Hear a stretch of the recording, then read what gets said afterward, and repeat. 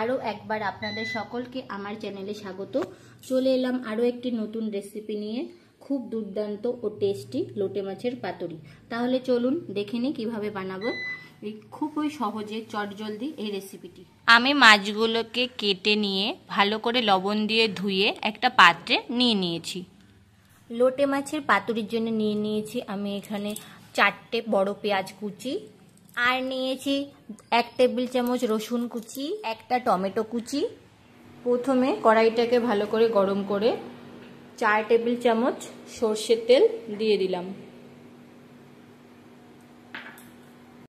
তারপরে দিলাম 1/2 চামচ কালো জিরে ফোড়ন।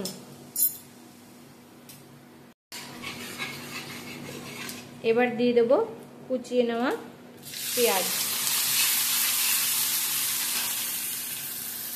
দিলাম সামান্য লবণ যাতে পেঁয়াজটা তাড়াতাড়ি নরম হয়ে যায়। মিডিয়াম ফ্লেমে হালকা ভাজা ভাজা করে নিচ্ছি। দিয়ে দিচ্ছি 2 চামচ রসুন কুচি,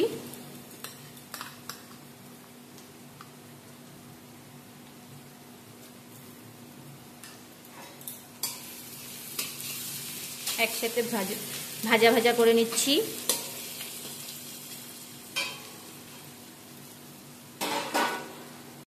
দিয়ে দিলাম একটা টমেটো কুচিয়ে নেওয়া।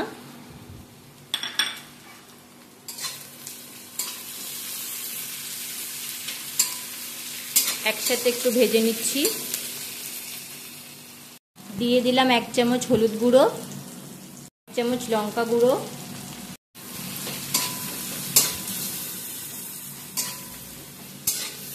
আপনারা ঝালটা চাইলে আরেকটু বেশি করে দিতে পারেন, নিজেদের স্বাদ অনুযায়ী আপনারা ঝালটা দেবেন। দেখুন সুন্দর নরম হয়ে গেছে।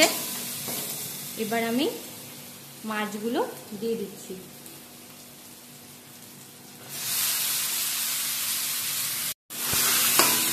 মাছগুলোকে হালকা হাতে মিশিয়ে নিলাম। দিয়ে দিচ্ছি 1 চামচ লবণ,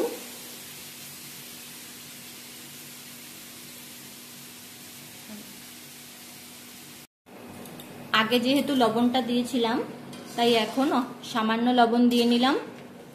এবার লবণ দিয়ে মাছটার সঙ্গে ভালো করে নাড়িয়ে মিশিয়ে নিচ্ছি। এবার মাছগুলোকে ভালো করে ছড়িয়ে নিয়ে একটা পাত্র দিয়ে ঢেকে দেব। মিডিয়াম আঁচে 15-20 মিনিটের জন্য আমি মাছটা ঢেকে দিলাম। 10 মিনিট পরে আমি ফিরে আসলাম। এবার দেখে নিই। দেখুন আমাদের মাছ দিয়ে জল বেরিয়ে গেছে। এবার এটাকে ঘুরিয়ে ঘুরিয়ে জলটা শুকিয়ে নিতে হবে, কারণ এর মধ্যে আর খুন্তি দেওয়া যাবে না। খুন্তিটা দিলে বা নাড়ালে মাছগুলো ঘুটে যাবে। এবার এইভাবে ঘুরিয়ে ঘুরিয়ে জলগুলো শুকিয়ে নিতে হবে, তাহলে আমাদের মাছ রেডি হয়ে যাবে। এবার দিয়ে দিচ্ছি একটু ধনেপাতা কুচি। ধনেপাতা কুচিটা দিলে সুন্দর গন্ধ হবে। এবার গ্যাসের আঁচকে লোতে রেখে 5 মিনিট আমি ঢেকে রেখে দিলাম।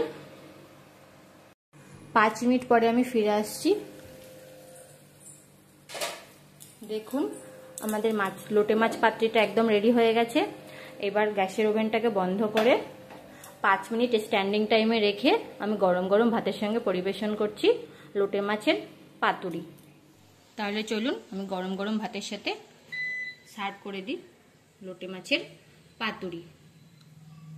আশা করি আমার আজকের এই রেসিপিটি ভালো লাগবে। ভালো লাগলে বাড়িতে যে কোনো দিন আপনারা এইভাবে লোটে মাছের পাতুরি তৈরি করে নিতে পারেন। রেসিপিটি ভালো লাগলে অবশ্যই লাইক ও শেয়ার করবেন, আর অবশ্যই চ্যানেলটিকে সাবস্ক্রাইব করতে ভুলবেন না। ধন্যবাদ।